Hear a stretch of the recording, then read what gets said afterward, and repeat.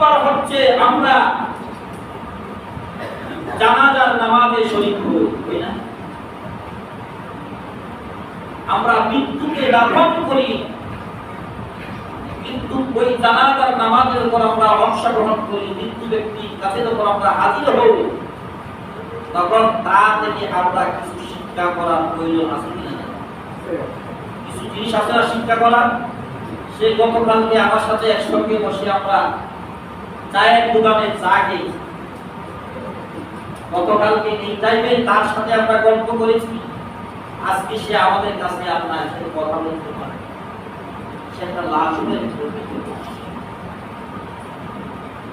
এই 10 নম্বর জিনিসটা যখন আপনার অন্তরে চলে আসবে, সেখান থেকে আপনি একটু শিক্ষা করবেন।